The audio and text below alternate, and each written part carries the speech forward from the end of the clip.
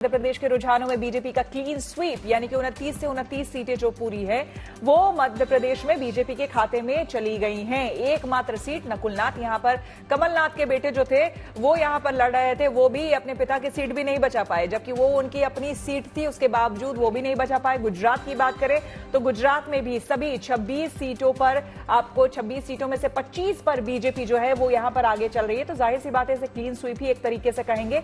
वहीं दिल्ली में सातों की सातों सीट जो है वो भी बीजेपी के खाते में जाती हुई दिख रही है। यहां पर कुछ नए चेहरों पर और उन चेहरों पर बीजेपी ने यहां पर दांव लगाया था जिन्होंने वाकई जमीनी स्तर पर काम किया है। ये अपने आप में एक विश्लेषण में कहीं पर मैं पढ़ रही थी, वहां पर इस बात का जिक्र किया गया था कि जो बड़े बड़े नाम थे, सिर्फ बड़े नामों को पर बीजेपी ने दांव नहीं लगाया, उनका तो टिकट काट लिया वहां पर, जिसको लेकर नाराजगी भी वहां पर देखने को मिली। कई बड़े नेता नाराज हो गए वहां पर। लेकिन बीजेपी ने इस बार जो ध्यान दिया है वो ये कि जिन लोगों ने जमीनी स्तर पर काम किया उन्हें टिकट दिया गया। और दूसरी बड़ी चीज, यहां पर महिलाओं को भी तवज्जो दी गई है, वरीयता दी गई है। यहां पर आपको बता दें, पहली बार जो उतरी है चुनावी मैदान में बांसुरी स्वराज, सुषमा स्वराज जी की बेटी जो हैं वो यहां पर मैदान में उतरी हैं और वो आगे बढ़त बनाती हुई यहां पर दिख रही हैं। जाहिर सी बात है, सीट जो है वो जीतती हुई दिख रही हैं। तो अपने आप में ये बहुत बड़ी बात है और इसीलिए कहा गया कि जिस समीकरण को बिठा करके दिल्ली में बीजेपी ने अपने उम्मीदवार उतारे, दांव लगाया, वो दांव बीजेपी का यहां पर इन आंकड़ों के हिसाब से सही होता हुआ दिख रहा है। गुजरात की अगर हम बात करें तो गुजरात तो सीट ही एक तरह से कह लीजिए कि वो पूरी तरह से ये जो राज्य ही है वो बीजेपी का ही है, क्योंकि वहां पर आप एक स्वर में किसी से भी आप चले जाएं इलेक्शन के दौरान या बिना इलेक्शन के भी, अगर आप पूछ ले किसी से तो सब यही कहते हैं कि भैया जीतेगा तो मोदी ही जीतेगा, या फिर हम अगर वोट देंगे तो हम इसी गवर्नमेंट को वोट देंगे।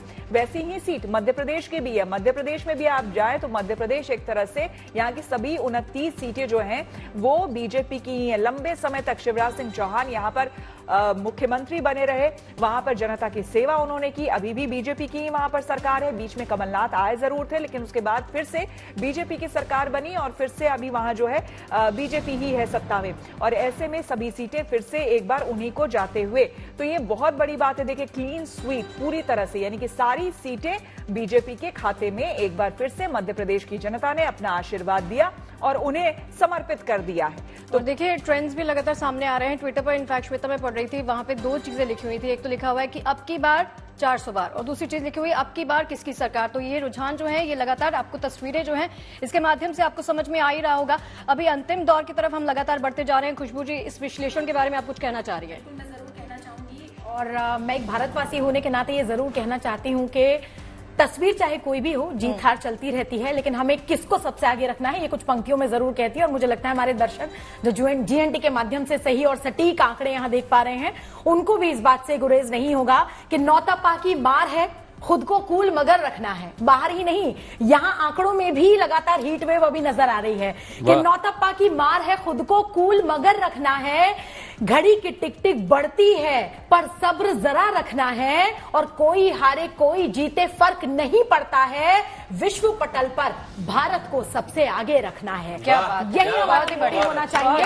क्या बात, ये हौसला अफजाई आप लोग जो शब्दों के माध्यम से करते हैं ना, इनफैक्ट जो पार्टीज हैं जिन्होंने अपने जोश और जुनून दिखाया है प्रचार के माध्यम से, तमाम उम्मीदवार जो मैदान में उतरे हैं उन्होंने भी यही कहने की कोशिश की है कि हम जमीनी स्तर पर लोगों के साथ जुड़े हैं, लोगों के जो मुद्दे हैं उसके बारे में आवाज हमने उठाई है। बांसुरी स्वराज के बारे में आप कह रही थी, इनफैक्ट उनके बारे में पढ़ रही थी, एक छोटा सा लेख मैंने पढ़ा कि वो संकरी गलियों से होती हुई बड़े किलोमीटर का लंबा फासला तय करते हुए लोगों तक पहुंची हैं, लोगों से बातचीत की है। आई थिंक ये चीजें जब आप करते हैं तो लोगों से किसी न किसी तरह का कनेक्ट आपका जरूर जुड़ता है। जी, बांसुरी स्वराज जी के बारे में मैं एक बात और बोलना चाहूंगी। जो इनका डेट ऑफ बर्थ था उसमें 3 नंबर, जो गुरु का नंबर है, वो बहुत ज्यादा इन्फ्लुएंस था। अगर उनका जो ईयर ऑफ बर्थ है वो 84 है, वो भी 3 पर आता है, और मूलांक भी 3 है। तो जो विजडम से, जो इंटेलेक्ट से, जो नॉलेज से, जो उनकी मदर का इन्फ्लुएंस है उनकी लाइफ में, तो उनके शब्दों का चलन जो है बहुत ही अच्छा है। बांसुरी स्वराज के चांसेस काफी ब्राइट है। गज केसरी योग, बुध आदित्य योग, दोनों ही अच्छे योग उनकी कुंडली में बन रहे हैं। भाग्यांक भी 8 है, शनि का साल है, शनि की सपोर्ट उन्हें बहुत मिलने वाली है।